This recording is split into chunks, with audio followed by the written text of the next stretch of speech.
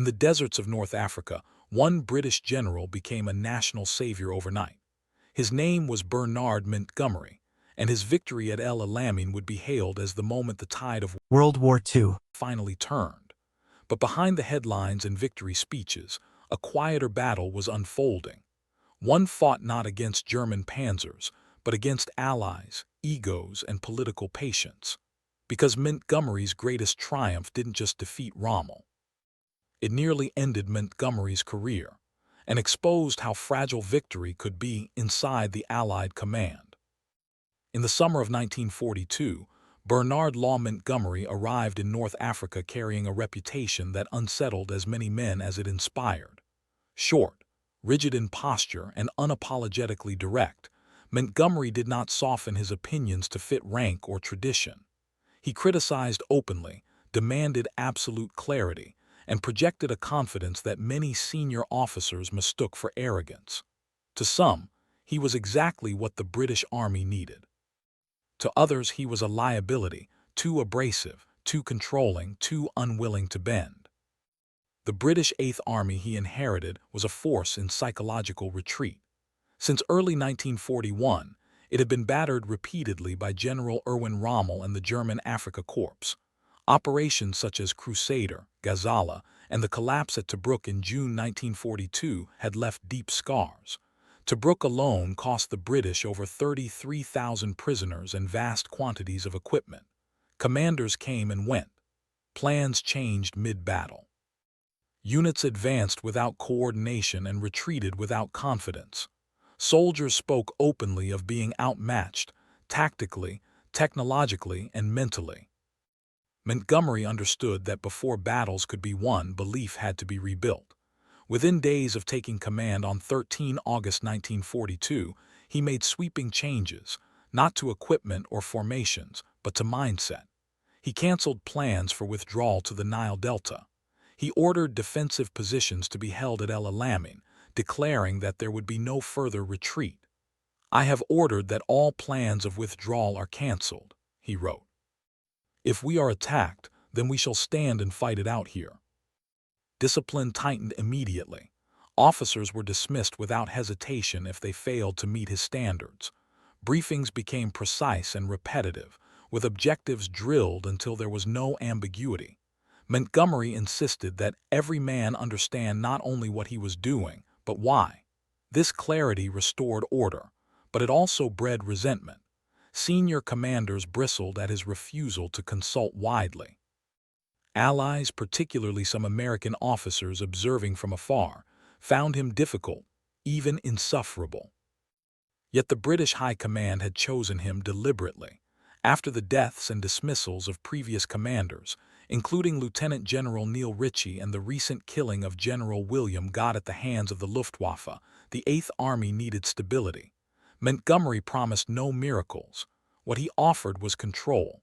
He would fight on his terms at a time of his choosing with overwhelming force. No improvisation, no gamble.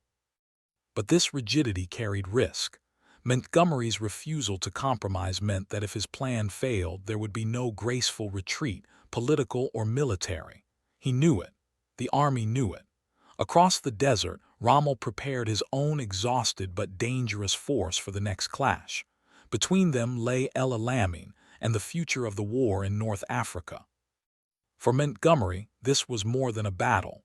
Failure would end his command. Success would make him indispensable and controversial in ways the army had yet to imagine. The Egyptian desert stretched like an unbroken canvas of sand and rock, its horizon pierced only by the jagged line of the Qattara Depression to the south and the Mediterranean to the north. Here, in this narrow corridor, the fate of North Africa would be decided. El Alamein was no open battlefield for maneuver. It was a choke point, a bottleneck where the Eighth Army and Rommel's Afrika Korps would collide under the unforgiving sun, with the stakes as high as anywhere in the war. Montgomery arrived determined not just to fight, but to control every variable. By October 1942, he had meticulously assembled his forces. The Eighth Army now numbered over 195,000 men, backed by 1,000 tanks, 900 artillery pieces, and air support from the Desert Air Force. Montgomery's strategy was built on the principle that preparation and weight of numbers would overwhelm Rommel's audacity. He would not gamble. Every infantry advance, every artillery strike, every tank push would be coordinated with precision. Supply lines were fortified, defensive positions dug, and reserves staged to exploit any breach. This was attritional warfare at its most calculated, the opposite of Rommel's lightning strikes, daring flanks, and audacious raids that had so often confounded his predecessors.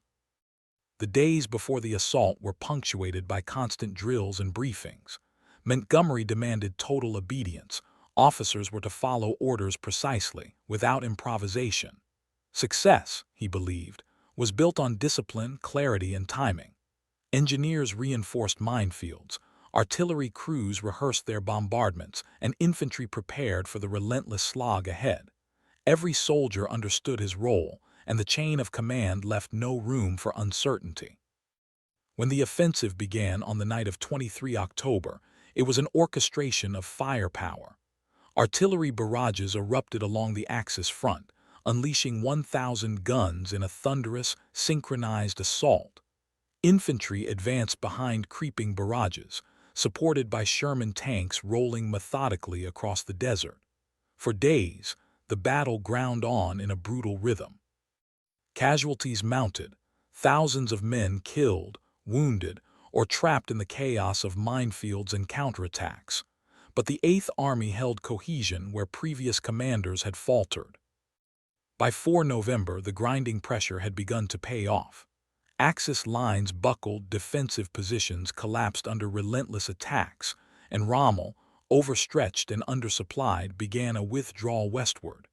Victory at El Alamein was not a single stroke of brilliance, but a culmination of control, meticulous planning, overwhelming preparation, and an unyielding insistence on discipline. Yet as Montgomery surveyed the battlefield, he knew the triumph was only the beginning. The retreat of Rommel's forces would set the stage for a broader campaign across North Africa, one where supply lines, political maneuvering, and the human cost of desert warfare would test the limits of strategy and endurance. El Alamein was won, but the war and its consequences had only just begun. El Alamein reverberated across the globe. In London, headlines proclaimed it the turning point of the war in North Africa.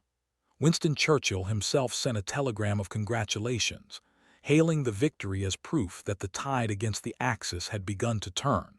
Soldiers in Cairo and Alexandria celebrated in the streets, while dispatches from New York and Moscow marked the British success as a signal that the Allies were beginning to seize the initiative.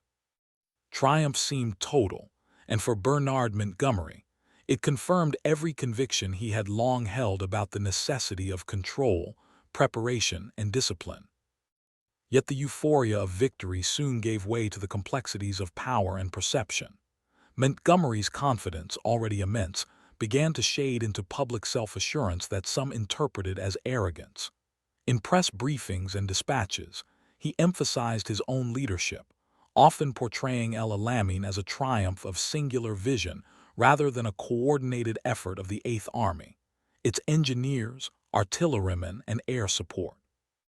Subordinates found their contributions minimized, while allies, particularly American observers attached to the theater, quietly noted the general's unwillingness to share credit.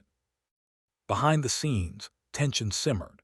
Montgomery's insistence on centralized command, his rigid schedules, and refusal to compromise were effective on the battlefield, but in coalition warfare, where coordination between British, American, and Commonwealth units was vital, they sowed unease.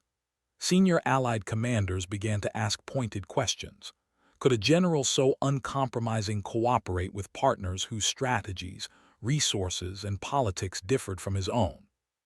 Could he temper his public statements to maintain unity?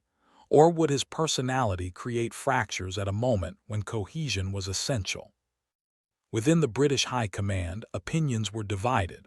Some celebrated his decisiveness, believing that his exacting nature had secured victory where others had faltered. Others worried that Montgomery's growing public persona, confident, controlling, and increasingly dismissive of allies, might become a political liability. These concerns were subtle, expressed in memos and briefings rather than public statements, but they were real.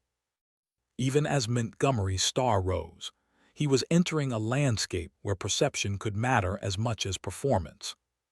Promotion followed swiftly.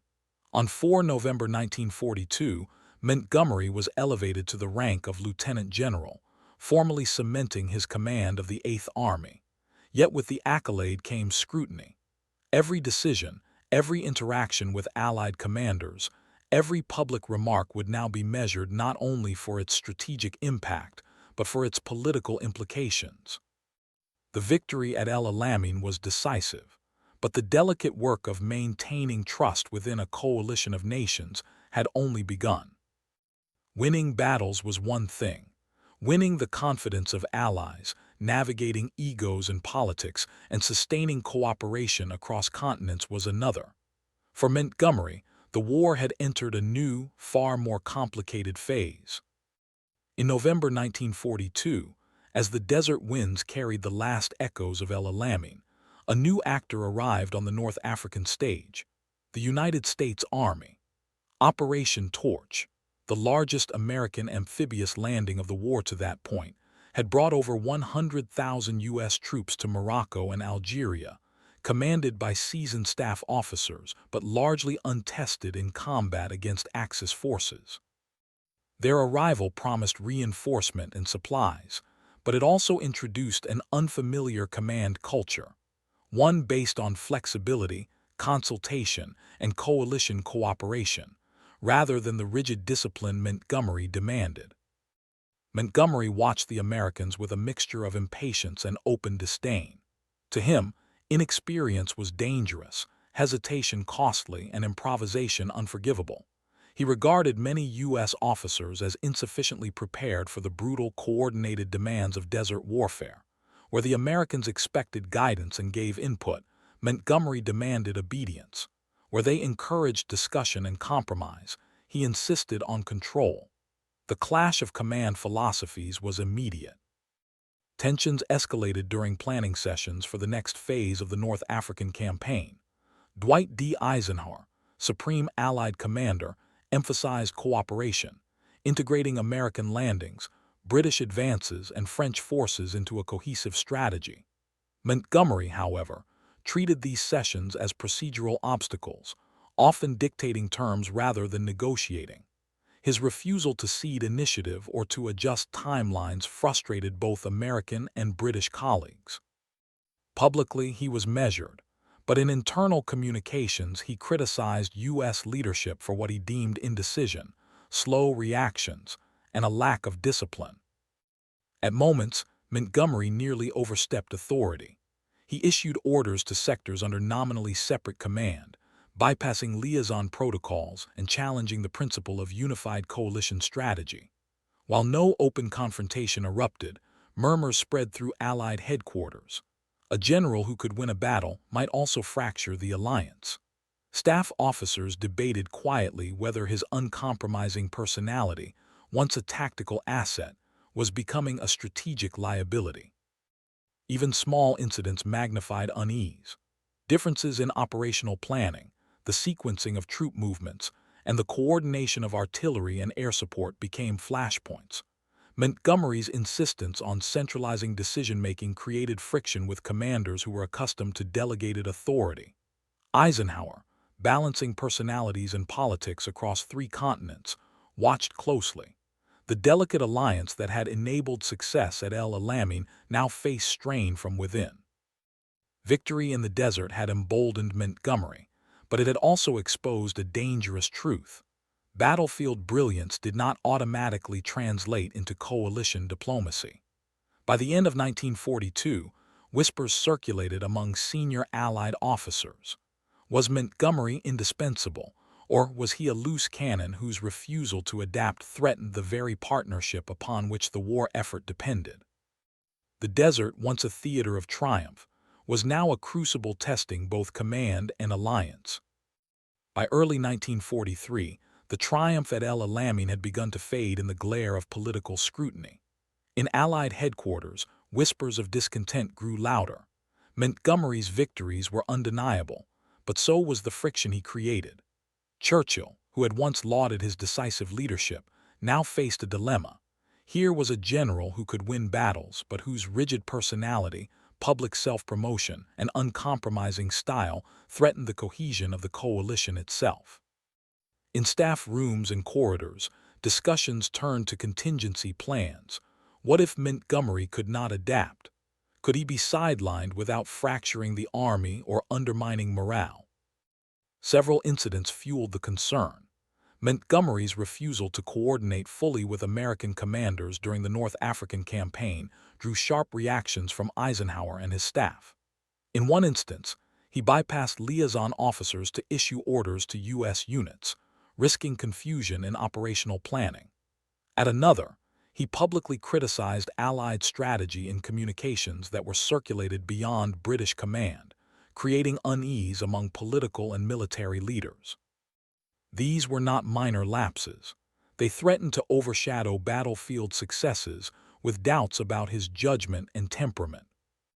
Within the British High Command, debates grew heated. Officers who had once celebrated his methodical discipline now warned that his personality could become a liability. Churchill, ever attuned to the public narrative, weighed the options carefully. Removing Montgomery risked backlash from an army that revered him. Retaining him risked alienating vital allies at a time when American cooperation was increasingly central to the war effort. Victory alone no longer guaranteed security. Reputation, perception, and political navigation had become equally crucial. Montgomery, for his part, remained steadfast. He was convinced of his methods, certain that discipline, preparation, and centralized control were the keys to success. He refused to soften his public posture, unwilling to dilute the credit he believed was rightly his. Allies and subordinates might bristle, but he saw concession as weakness, compromise as the enemy of decisive action. By a narrow margin, his victories saved him. Churchill chose to retain him, but not without constraints. Montgomery remained in command, but his authority would be closely monitored, his actions scrutinized by both political leaders and coalition partners. The balance of power had shifted. Battlefield brilliance had earned survival, but the lessons of diplomacy, perception, and restraint were now inescapable. Victory had preserved him, but only just. The triumphs that had elevated Montgomery now came with a warning. In war, success is measured not only in battles won, but in the fragile alliances and human judgments that surround them. The desert had forged a victor, but it had also nearly unmade him. El Alamein had changed the course of the North African campaign, but its victory carried a hidden cost that would shadow Bernard Montgomery for the remainder of the war. On the battlefield, his insistence on preparation, control, and discipline had forged a triumph that restored British morale and halted the seemingly unstoppable advance of Rommel's Afrika Korps. The Eighth Army, once battered and demoralized, now stood as a symbol of order, coordination, and relentless pressure. Strategic historians would later call the battle a turning point. It preserved the Suez Canal, safeguarded Middle Eastern oil routes, and demonstrated that the Axis could be beaten with meticulous planning and overwhelming force.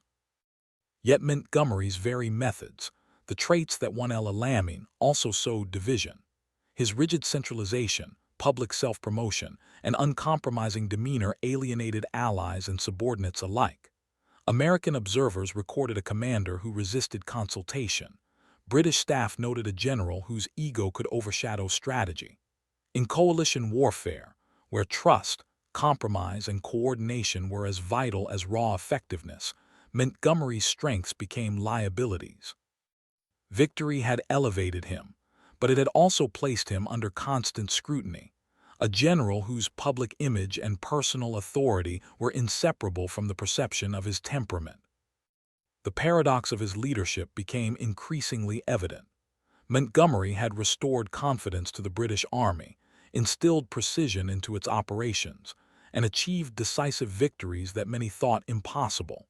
And yet, those same qualities nearly cost him his command. The very discipline and self-assuredness that ensured success in battle created tension at the highest levels of the Allied command structure. Churchill had celebrated him, but Eisenhower and other senior commanders watched closely, aware that battlefield genius alone could not guarantee coalition harmony. Montgomery's legacy, therefore, is one of contrasts. He became a symbol of unflinching order, of meticulous preparation and tactical brilliance. At the same time, he embodied the dangers of ego unchecked, of a personality unwilling to compromise even in the service of alliance. Alamein demonstrated the heights of what one general could achieve, but it also highlighted the fragility of command in a complex, multinational war. In the end, Montgomery's story reminds us that victory in World War II was never solely about men and machines, strategy and firepower. It was about leadership under pressure, the human capacity to inspire and to alienate, and the delicate balance between confidence and collaboration. The general who had turned despair into triumph had survived not just the desert, but the politics and personalities of the command room itself. In World War II, victory did not guarantee survival, not on the battlefield and not in the command room.